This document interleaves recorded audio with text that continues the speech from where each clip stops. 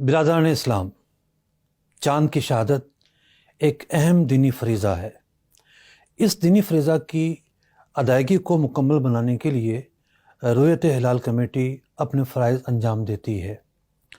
بعض اوقات ایسا ہوتا ہے کہ چاند کے اعلان میں تاخیر ہو جاتی ہے، بڑی تشویش پھیل جاتی ہے، کب ہوگا کب ہوگا کب ہوگا، اور اعلان کبھی لیٹ ہو جائے تو طرح طرح کی باتیں بھی ہوتی ہیں۔ آخر یہ لیٹ ہوتا کیوں ہے؟ چاند کی سائنسی پوزیشن ہمیشہ ایک جیسے نہیں ہوتی۔ کبھی چاند جو ہے زمین سے دوری پر ہوتا ہے اور کبھی زمین سے قدر نزدیک ہوتا ہے۔ کبھی چاند پر جو سورج کی روشنی پڑ رہی ہے وہ زیادہ پڑ رہی ہوتی ہے، یعنی مون ویزیبلٹی زیادہ ہوتی ہے، اور کبھی کم پڑ رہی ہوتی ہے۔ اسی کے نتیجے میں ہمیں چاند باریک نظر آتا ہے۔ اسی طریقے سے چاند جو ہے افق پر جو موجود ہے اس کو کتنی دیر ہوئی ہے مغرب کے بعد، کبھی کم منٹ ہوتے ہیں اور کبھی زیادہ منٹ ہوتے ہیں، یعنی جب سورج غروب ہوا ہے اس کے بعد چاند افق پر کب تک رہے گا، ایک وقت تک رہتا ہے اور پھر غروب ہو جاتا ہے۔ کہ چاند کی سائنسی پوزیشن ایک جیسے نہیں ہوتی۔ ابھی پچھلے مہینے جب رمضان مبارک کا چاند نظر آیا تو اس کی پوزیشن بڑی ہی اعلیٰ تھی، مون ویزیبلٹی بہت زیادہ تھی، اور اس کا افق پر رہنے کا جو ٹائم ہے وہ بہت اچھا تھا۔ چاند جو ہے وہ تقریباً 28 گھنٹے کا ہو چکا تھا۔ تو ہم نے دیکھا کہ رؤیت عامہ ہوئی، شہادت کی ضرورت ہی نہیں پڑی، ہر ایک کو چاند نظر آ رہا ہے، ہزاروں لاکھوں لوگوں نے، کروڑوں لوگوں نے چاند کو اپنی آنکھ سے دیکھا۔ لیکن بعض مہینے ایسے ہوتے ہیں کہ اس میں چاند کچھ مشکل ہوتا ہے۔ پاکستان کے بعض ایریا میں نظر آنے کا امکان ہوتا ہے سائنسی طور پر، اور بعض میں تو امکان بھی نہیں ہوتا۔ مثال کے طور پر اس مرتبہ جو عید کا چاند ہے، اب عید کا جو چاند ہے اس کو جو ہمارے شمالی علاقے ہیں یا جو اوپر کے علاقے ہیں ان میں کم وقت مل رہا ہے افق پر رہنے کے اعتبار سے۔ مثال کے طور پر 7:09 پر یا 8 پر سیالکوٹ میں جو ہے وہ چاند غروب ہو جائے گا، مطلب سورج غروب ہوگا، پہلے سورج غروب ہونے کے بعد چاند افق پر رہے گا اور 7:08 یا 9 پر چاند بھی غروب ہو جائے گا۔ لیکن اس کے برخلاف جیوانی ہے یا نوکنڈی ہے، یہاں پر جو ہے وہ چاند 7:52 یا 54 تک جو ہے وہ افق پر رہے گا۔ اب آپ یہ سمجھیے کہ سورج غروب ہو چکا ہے ایک علاقے میں اور ایک علاقے میں سورج غروب ہی نہیں ہوا ہے، چاند غروب ہو چکا ہے، 40 منٹ گزر چکے ہیں، دوسرے علاقے میں چاند غروب بھی نہیں ہوا۔ تو بعض شہر اس مرتبہ ایسے ہیں کہ جہاں چاند 10 ڈگری کا ہے، یہ جو بلوچستان کے ایریا، ساحلی ایریا، جیوانی ہو گئی، نوکنڈی ہو گئی، اسی طریقے سے کراچی میں بھی 9.5-10 ڈگری کا چاند بن رہا ہے۔ لیکن کراچی کا جو موسم ہے اس میں چونکہ گرد و غبار زیادہ ہوتے ہیں، باقی جو ایریاز ہیں وہ قدرے صاف ہیں۔ اب مثال کے طور پر 9:54 تو آخری وقت ہے جہاں کمیٹی انتظار کرتی ہے کہ یہاں سے گواہیاں آ جائیں۔ اب گواہی آئی ہے، اب یہ تھوڑی کہ ہم کہیں گے ہاں بھی آ جاؤ، کیا نام ہے آپ کا، ہم نے گواہی لے لی ہے۔ گواہی ایک اہم شرعی فریضہ ہے، کروڑوں مسلمانوں کی عبادت کا تعلق اس سے بنتا ہے، اس لیے اس کو کھنگالا جاتا ہے، پرکھا جاتا ہے، مقامی علماء سے رابطہ کیا جاتا ہے کہ بھئی یہ بندہ ہے، ہم آپ کے پاس بھیج رہے ہیں، آپ اس کا کردار چیک کریں، اس کو کوئی شہرت کی طرف تو نہیں ہے مشہور ہونے کے لیے ایسا کر رہا ہو، اس کے عادات و اطوار کیسی ہیں، یہ شخص کیسا ہے۔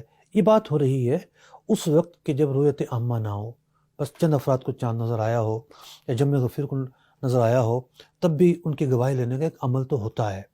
مقامی علماء سے ہم رابطہ کرتے ہیں، مقامی علماء جو ہے بعض اوقات ان کو ڈھونڈنے میں وقت لگ جاتا ہے، ہمیں تو نہیں پتہ کہ کہاں سے گواہی آئے گی، کہ ہم پورے ملک کے اندر سیٹ اپ ڈال کر رکھیں، اگرچہ کہ رابطے ہوتے ہیں لیکن پھر بھی تھوڑا سا ٹائم لگ جاتا ہے۔ اور پھر اس ٹائم لگنے کا جو اصل پروسیس ہے وہ گواہی کی پڑتال ہے۔ دنیا میں کہیں بھی ایسا نہیں ہوتا کہ گواہ آیا، اس نے جو کہا وہ مان لیا گیا۔ آج اخبار میں خبر لگی ہوئی تھی، یعنی آج جب میں یہ کلپ ریکارڈ کروا رہا ہوں 28 ہوتا تھا، 29 لگ چکا ہے، یعنی 29ویں رات لگ چکی ہے۔ لیبیا کی خبر میں نے پڑھی کہ وہاں 28 دن کا رمضان ہو رہا ہے۔ 28 دن کا کیوں ہو رہا ہے؟ جب رمضان شروع ہونے لگا تو وہاں کے لوگوں نے جو گواہوں نے بولا وہ مان لیا۔ تو جو گواہوں نے بولا وہ نہیں مانا جاتا ہے، سوالات کیے جاتے ہیں، ٹیکنیکل سوالات کیے جاتے ہیں، کمیٹی کا آپس میں مشاورتی اجلاس ہوتا ہے، فنی ماہرین کمیٹی میں موجود ہیں، اسپارکو سے تعلق رکھنے والے، موسمیات سے تعلق رکھنے والے، وزارت سائنس سے تعلق رکھنے والے، وہ اپنی فنی آراء دیتے ہیں، پھر ان گواہیوں کا خلاصہ ہوتا ہے اور پھر جا کے اعلان کیا جاتا ہے۔ تو میں آپ کے سامنے ایک مثال رکھنے لگا ہوں کہ بھائی دنیا میں جہاں پاور ہوتی ہے وہاں سب کام تیز ہو جاتے ہیں. دنیا کے اندر کئی صدور ایسے ہیں بدقسمتی سے جن کو قتل کر دیا گیا اور مجمع عام میں قتل کر دیا گیا. سب کو پتہ ہے قاتل کون ہے. تو کیا اگلے دن پھانسی دے دے گی اسے؟ نہیں.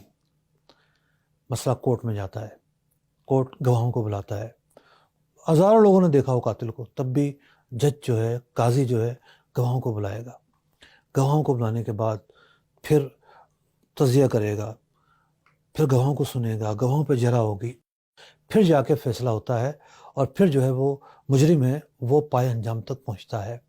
تو گواہی لینے کا جو عمل ہے اس کے اندر ایک پورا پروسیس ہوتا ہے. اچھا, بعض لوگ کہتے ہیں جی جیسا کہ رمضان کا چاند تھا, اتنا واضح چاند کمیٹی کے بیٹھنے کی ضرورت کیا ہے؟ ضرورت یہ ہے کہ شرعی تقاضا ہے کہ قضا کرنی ہے. ایک جوڈیشل آرڈر یعنی حکم قضا اس کا ہونا ضروری ہے. یہی وجہ ہے کہ گزٹ بک پر تاریخ نوٹ ہوتی ہے اور پھر جاری کی جاتی ہے. کتنے سے جو ہے نا وہ شہر ہوں گے جہاں بادل ہوں گے, رؤیت عامہ اور شہروں میں تو ہی ہوگی, ان شہروں میں نہیں ہوئی ہوگی. تو یوں قضا لینے کا عمل ہے. کمیٹی جو ہے ایسا نہیں کہ خود چاند دیکھتی ہر موقع پر. اس کا بنیادی کام ہے گواہیوں کو حصول, گواہوں پر جرح اور ان کو قبول کرنا یا ان کو رد کرنا. یہ ایک پروسیس ہے.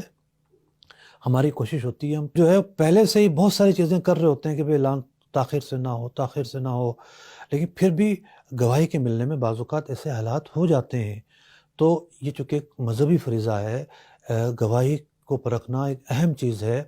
کہا گیا کہ الاسناد من الدین, کہ جو سند ہے وہ دین کا ایک اہم پلر ہے.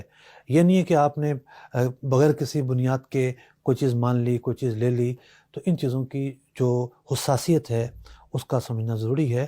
اور کوئی ضروری نہیں ہے کہ آپ انتظار کرتے رہیں. مثال کے طور پر 29 رمضان کو تراویح ہونی ہوتی ہے, کریں یا نہ کریں آپ تراویح کی ادائیگی کر لیں, بجائے اس کے کہ آپ انتظار کرتے رہیں. ٹھیک ہے, اگر چاند ہو جاتا ہے آپ کی جو تراویح ہے وہ نفل عبادت کہلائے گی اور نفل عبادت کا ثواب مل جائے گا. تو چونکہ کسی کے ہاتھ میں نہیں ہے کہ ایک بٹن دبائیں گے اور جناب فوراً چیز سامنے آ جائے گی. حالات و واقعات اور پس منظر وہ میں نے آپ کے سامنے بیان کرنے کی کوشش کی ہے. اللہ پاک ہم سب کو متحد رکھے. یہ جو تشویش کی فضا ہے یہ نہیں ہونی چاہیے, اعتماد ہونا چاہیے. آپ کا جو اعتماد ہے وہ ہمارے لیے حوصلے کا باعث ہوگا. اللہ پاک ہم سب کو رمضان مبارک کی برکت عطا فرمائے. رمضان مبارک کے اندر جو عبادات ہوئیں ان میں کمی بیشی ہوئی اسے معاف فرمائے. ہمارے ملک پاکستان کو استحکام نصیب فرمائے. ہمارے ملک کا نظم و نسق چلانے والا ہر وہ فرد, ہر وہ ادارہ, ہر وہ شعبہ جو اس ملک کی ترقی میں, اس ملک کے دفاع میں, اس ملک کو چلانے میں دن رات ایک کر رہا ہے, خلوص و دل سے کام کر رہا ہے, اللہ پاک ان سب کو برکات عطا فرمائے. اور تمام عالم اسلام کو عید المبارک کی جو خوشیاں ہیں وہ ہمیں عطا ہوں, عید المبارک کی برکات عطا ہوں. آمین بجاہ نبی الامین صلی اللہ تعالیٰ علیہ وسلم.